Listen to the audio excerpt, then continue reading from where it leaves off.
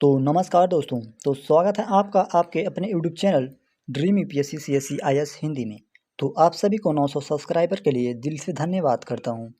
आशा है आप लोगों को दो वीडियो जो अपलोड किया था बीएस फर्स्ट ईयर में, जो बीए सेकेंड ईयर में, यह वीडियो आप लोगों को बहुत पसंद आया होगा।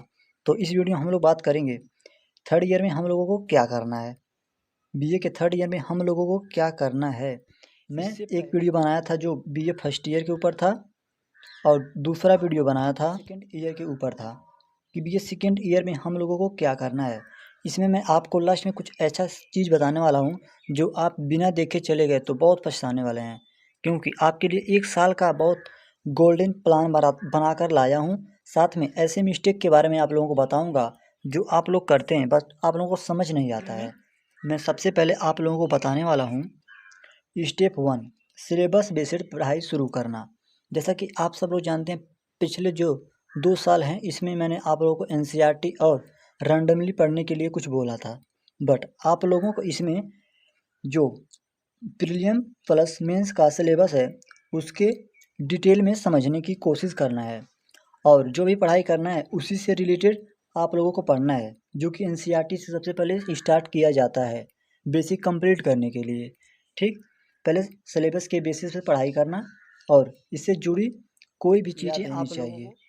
तो स्टेप 2 में बात करें एनसीईआरटी प्लस स्टैंडर्ड बुक के ऊपर, इसके लिए मैंने एक वीडियो बनाया था और एनसीईआरटी के भी लिए एक वीडियो बनाया था, जाकर एक बार ज़रूर देख लीजिएगा, इस चैनल पर अभी है। 3 महीने में एनसीईआरटी ख़त्म करें। ठीक, इसके ऊपर मैंने एक प्लान वीडियो बनाऊँगा क्योंकि बहुत स्टूडेंट का कमेंट आ रहा है। स्टैंडर्ड बुक की बात करें तो Laxmikanth, spectrum, G C Leong, Indian economy by Ramesh Singh एक बुक होता है, इसको आप लोगों को पढ़ना होता है। तो इसमें आप लोगों को एनसीईआरटी पहले कंप्लीट कर चुके हैं, इसके नोट्स के साथ आप लोगों को अब स्टैंडर्ड बुक के साथ पढ़ना है, क्योंकि आप लोग एनसीईआरटी और स्टैंडर्ड बुक को साथ में जब पढ़ेंगे तो आप लोगों का दोनों कंप्लीट हो जाएगा। दोनों को जब मिलाकर पढ़ेंगे तो आप लोगों का सोचने का तरीका कुछ हद तक बहुत आगे चला जाएगा।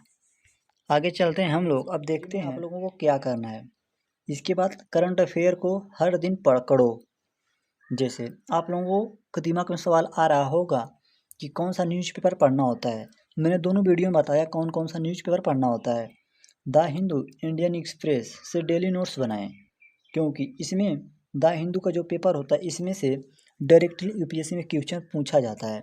हिंदी मीडियम के स्टूडेंट के लिए दैनिक जागरण बहुत इम्पोर्टेंट है।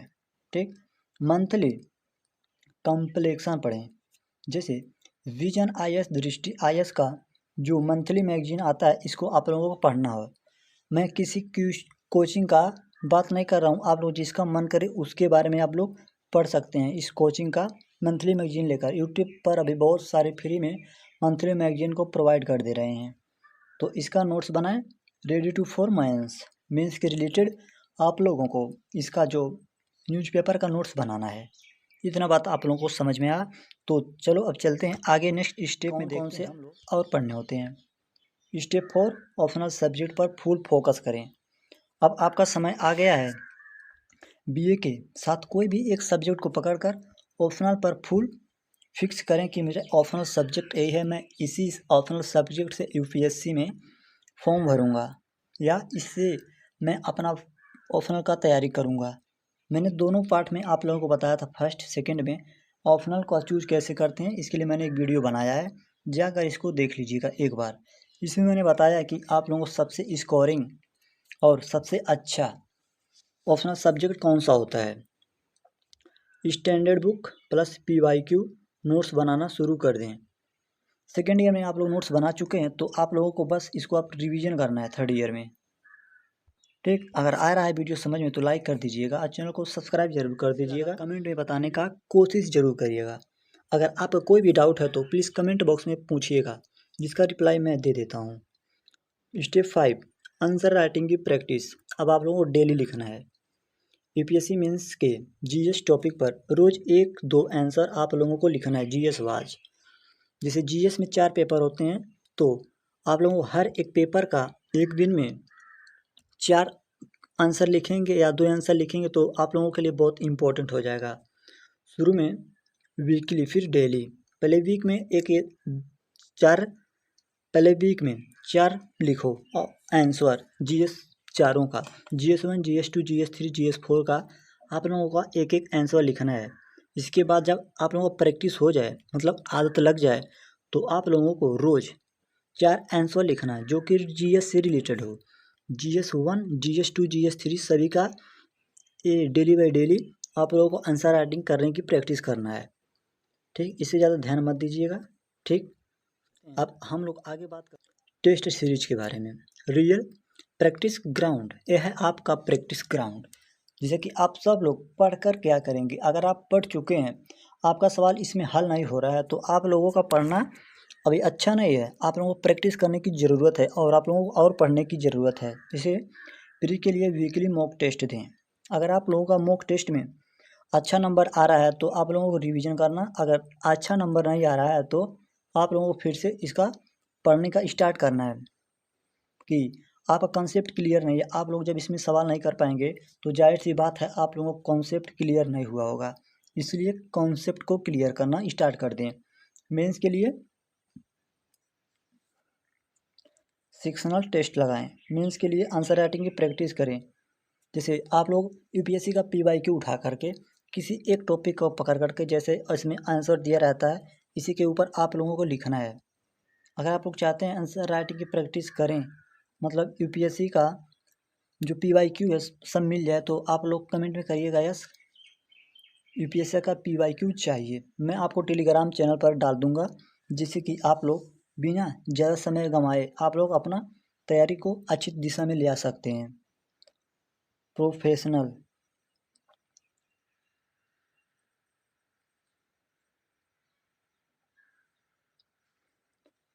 परफॉर्मेंस ट्रैक करें, इम्प्रूव करें। परफॉर्मेंस मतलब आप लोग अभी कहाँ पर हैं, आप लोगों को कहाँ तक जाना है, इसके बारे में आप लोगों को पूरे विस्तार से पता होना चाहिए।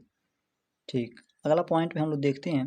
चलिए, जो मैंने बताया था आप लोगों के लिए ये बेस्ट प्लान है, 1 साल का गेम प्लान। अभी मैं आपको अगली पॉइंट में बताऊंगा। आप लोगों के लिए बेस्ट टाइम टेबल लेकर आया हूँ।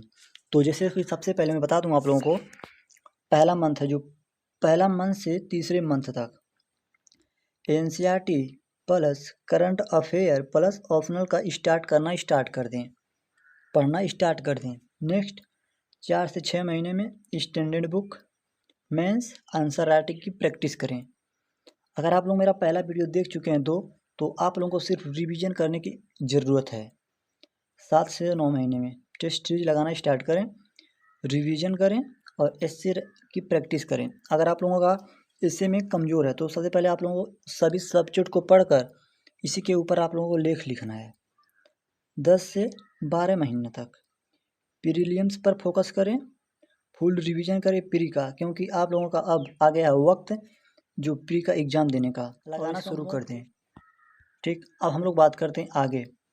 मोस्ट जो डेंजरस मिस्टेक है जो आप लोग करते हैं, तो सबसे पहले सिर्फ सोचना। आप सोच रहे हैं मुझे यूपीएससी करना है, मुझे आईएएस बनना है, लेकिन इसके लिए एक्शन नहीं ले रहे हैं, तो आप लोगों का सिलेक्शन नहीं होगा। आप लोग सोचो कम, एक्शन ज़्यादा लो। ठीक, दूसरा मिस्टेक, ऑप्शनल को लास्ट में छोड़ देना। ऑप्शनल को अच्छे से तैयार करना, क्योंकि वह 500 अंक का होता है एक सब्जेक्ट। इसी सब्जेक्ट को ऑप्शनल में लेना जो जीएस में जो मदद करता है। मिस्टेक नंबर 3, सोशल मीडिया को पढ़ाई का बहाना बनाना। आप मोबाइल लेकर बैठे हैं, घर वालों से कहते हैं सर पढ़ रहे हैं, मस्त हैं, बट आप लोग रील देख रहे हैं, तो ये आपके लिए बहुत ख़तरनाक हो सकता है आगे चलेंगे तब तो। 4, सिर्फ वीडियो देखना, खुद से कुछ ना करना।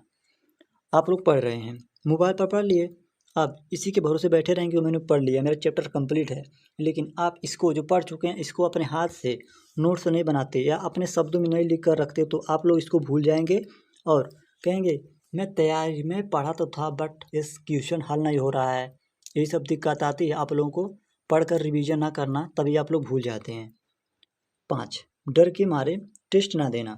देखो दोस्त, अगर आप डर रहे हैं टेस्ट में मेरे कम नंबर आएंगे, तो यह आपका सबसे बड़ा गलती है, क्योंकि आप लोग जब टेस्ट देंगे तो आप लोगों को यह पता होगा कि मेरा जो पढ़ाई किया हूँ अभी स्टार्ट किया हूँ, तो मुझे कहाँ तक पहुँचा हूँ और मुझे कहाँ तक जाना है। ठीक एक और उदाहरण के साथ समझाता हूँ। जैसे आपका यह कंप्लीट है चैप्टर, इससे आप लोगों को सवाल दिया जा रहा है। अगर आप इस सवाल को हल कर दे रहे हैं तो जाहिर सी बात है आप लोगों को यह चैप्टर का पूरा ज्ञान या आप इसको पूरी तरह से समझ चुके हैं। अगर इसी चैप्टर का मैं आपको दूसरा सवाल दूं, अगर नहीं कर पा रहे हैं तो आप लोगों को इस चैप्टर में ध्यान देने की ज़रूरत पड़ रही है, क्योंकि आप लोग का ये चैप्टर अभी कंप्लीट नहीं है सही से। ये वीडियो पसंद आया होगा, पसंद आया तो वीडियो को लाइक शेयर कमेंट करें वीडियो कैसा लगा, और चैनल को सब्सक्राइब करके साथ में बेल आइकन को जरूर दबा दें। मिलते हैं किसी और नेक्स्ट वीडियो में, तब तक के लिए नमस्कार।